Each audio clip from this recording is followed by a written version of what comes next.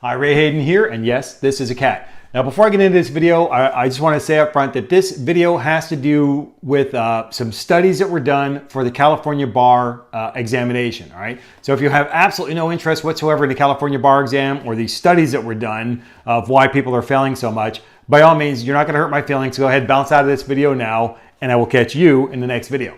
Now, if you are interested in the California bar exam for July 2019 or points thereafter, this video might be for you. Check it out.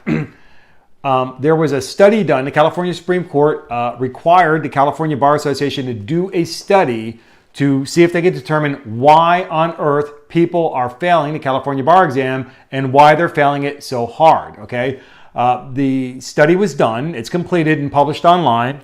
And I was just going through it. It's like 305 pages long, parts of it, for the entire thing. And then there's different parts of it that they bring the information together, charts, graphs, and all that kind of stuff. So the California Bar Association commissions this study. A whole lot of very intelligent people doing some highfalutin mathematics come up and they finish this report. And the bottom line of the study to find out why people are, definitively, why are people failing this exam is we don't know. We have no idea. We cannot definitively pinpoint any particular area of why people are failing this exam. So in order to get perhaps hopefully a better understanding of why in the world this is happening, the California Bar is doing another study. Now, I was familiar with the idea after February 2018, the exam that I failed. I've already taken the exam once and I failed it in February 2018. But when, after that point, I became aware that they were doing something to try to help people to understand what they need to do to pass better, like what they need to study, how they study and all that kind of thing. They really wanted to identify that. And they also wanted to see if they could pinpoint and identify definitively why on earth are people failing this thing so bad and so often, all right? So I'm part of that group. I got the email today where the California Bar Association invited me to join that study. You don't have to if you don't want to. No harm, no foul. You can bail out of it at any time down the road if you don't want to. And the one thing I want to say is so far, there's no non-disclosure agreement. I didn't see anything about not being able to talk about it, not being able to go into fine details if I wanted to, or anything else about it. But the reason why I want to get into it and go and be involved in this is because I'm a non-traditional student. I went to a completely unaccredited law school, but that's approved by the California Bar Association in the realm that it's a correspondence school. So if you're familiar with the idea, if you're not, you can look it up. The correspondence program, primarily by correspondence, is that if you complete the program and graduate from the program, I can sit for the California bar exam. I completed it, and in February of 2018, I took and failed the February 2018 bar exam. Now, I knew going in that I was going to fail because I didn't get as prepared as I wanted to for my own level of preparation for the written side, and I did do everything I intended to do for the MBE. Now, on both sides, I ended up scoring in the same realm, around 1,100 points, which is a complete failure because you need to 1440 or higher to pass, right?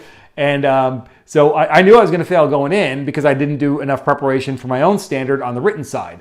But I did better than expected on the written side, and I did worse than I hoped for on the MBE side. So I knew, and that's, by the way, this is why I took the February exam, because I completed my law study, took my finals in December 2017, and signed up for the February 2018 exam because I wanted to see if my plan of attack was valid or not. I was really testing my own, I was doing a scientific study on my own preparation process.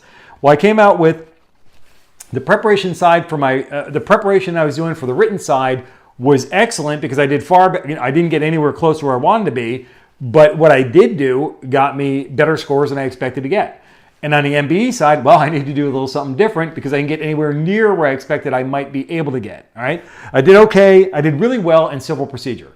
I did okay in torts. I did pretty good in torts. I did okay in some other subject, but the other ones, like, no, not so much, all right?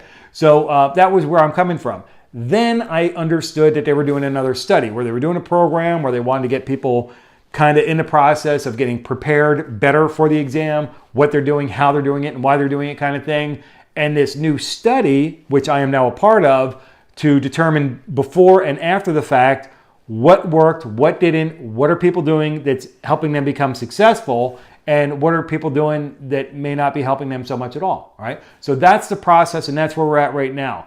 The first study pretty much came up blank. They have no idea definitively why people are failing the exam. And this next study is something where it's like, let's hope we can find out a reason that people are failing so we can identify the factors and put, actions in place or programs in place to help people be more prepared and better oriented to enter into the profession of law in the state of California. So that's really what it's all about. I'm pretty much happy to be part of the study, and especially because I'm a non-traditional student who lives in the state of Florida, but studied law for the state of California. And I get to sit for it's kind of a real benefit for me to be able to sit for a bar exam anywhere by doing it this way. And I get to sit for the California bar exam, which is notoriously difficult for whatever reason that they have yet to identify why. All right. So stay tuned. I'm gonna have more videos in this series. It's my law study series, and I am a non-traditional student from the bachelor's degree, master's degree, and law study levels,